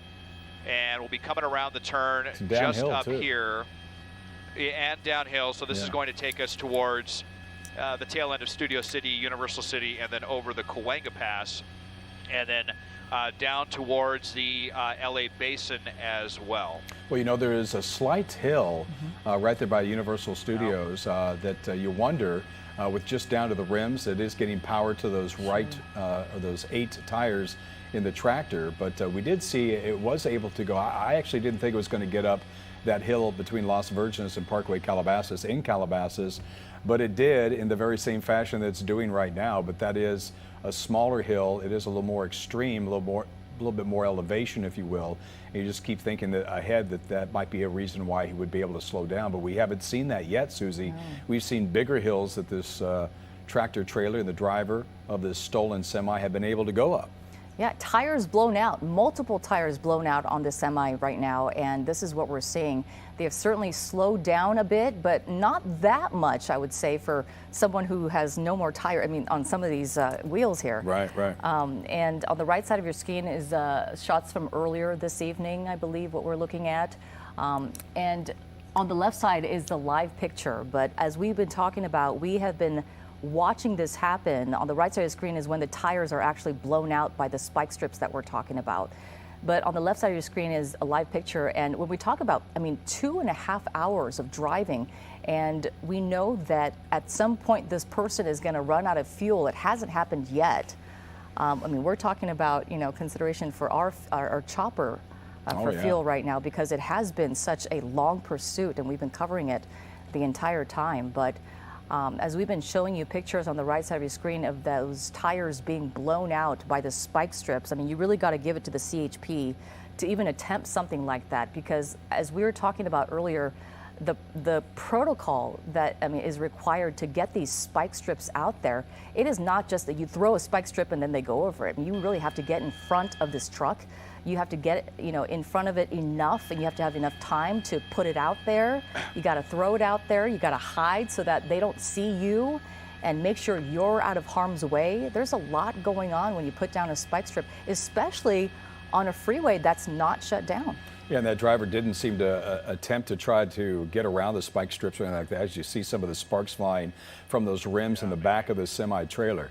And you got to think when this first started, you and I, Susie, when we first went on the air with it here at KCAL 9 News at 8 o'clock, that this was going to be a long pursuit because that's what these trucks are made for. These are long-haul truck drivers, these two tanks on either side. We're talking about thousands of miles with both full tanks. Cross-country Yeah, trips. we understand that this is about half full, but that still is a significant amount of mileage. We know we've gone probably 70 to 80 miles, maybe even more here. So we take a live pictures. A number of people are on the overpasses watching what's going on here as we continue southbound on the 101. This is going to be at the Universal North Hollywood area of the 101. But this is something that we knew was going to take a long time. Even if you waited for this to run out of gas, I got to think it's going to be another 2 or 3 hours. I mean, this could continue, and he's dragging along, the trailer, of course, and that's probably going to not help the gas mileage, but still, depending he's probably on how much got is in there, right? a lot of gallons of gas left to burn. It's true. How much cargo, if there is anything in that truck, how much of it is in there, and is that the reason why this person stole this truck? So many questions remain tonight, but we do know that at some point someone got a good look at this person, and they are wearing an orange reflective vest, similar to the ones that you might see construction workers wearing. So we wonder if that has something to do with it. Maybe he is also, again, a semi-truck driver, as we know that he knows how to drive one, certainly. So maybe he is a semi-truck driver, and maybe he stole this for some reasons that we don't know in terms of his employment there at the company. Yeah, so just still a lot of questions tonight. Yeah, and we've been seeing the front headlights flickering a little bit. Maybe possibly that front bumper is off a little bit. We know that the spike strips shed those tires, and those tires sometimes, these are big tires, of course, so that could, they were spun off of those rims, and it could have been to the point where that might have damaged the front bumper, and maybe that's the reason why those headlights are kind of dancing all over the place, because at one point in time they're kind of flickering on and off, and I wondered if maybe there might be some sort of electrical issue because of the strain on this engine. But it still continues to go now 26 miles per hour, just kind of putting along. Desmond Shaw is live overhead in Sky 9. So Des, you've been following this as well. We're now on the 101. If you take a look, there is an opportunity on the 101 when we get kind of towards the downtown area. It is probably one of the more severe turns that he would have had to make since he's run over those spike strips, correct? Yeah, Jeff, well, you're right, as you get down maybe towards Eastdale Interchange, but I have some really bad news, and I'll just widen out and show you, and that is the marine layer. I know we were loving it in the weather shots earlier tonight, but look up ahead. We will not be able to follow this pursuit. You see downtown peeking up towards the distance and the lights of the Hollywood Bowl, but we're about to hit that cloud layer that even law enforcement will not be able to go under. So that's bad news, and unfortunately, more bad news. They tried another spike strip earlier. It was really difficult to see it happen really quickly, but once again, just like that was now the 5th attempt, and just like the 4th attempt, the spikes got stuck in those front tires. It went metal to metal, and then the spikes got stuck underneath the cab, and they never made it to the rear tires of the tractor itself. So that spike, the 4th and 5th spikes have been unfortunately totally ineffective. And now as we climb the Cahuenga Pass at just about 30 miles an hour, I believe we're getting ready to cross Barham. There you see another CHP unit. They're really all over the place here on the ground, but it's going to be just from the ground now at this point. They're about to lose air support, and sadly we're about to lose our shot here again as we make our way just about to the top of the Cahuenga Pass. We're about to hit some really low clouds. Okay, Des, well, we see that marine layer. We want you to be safe, of course, so we're going to break off from this, but rest assured to our viewers, we'll be able to follow this and bring you any updates here. And of course, CHP, Susie, will be following this on the ground. And any updates, and if we're able to maybe get re-engaged with this from the chopper, we will, but otherwise we'll be able to follow it and give you the latest information here on KCAL. And now to this news. KCAL 9 has learned new information tonight about the mysterious disappearance of a mother from LA's West Side. As Stacey Butler reports tonight, this case is now in the hands of the LAPD's top detectives, a sign that it is being treated as a top priority. She dropped her son off at a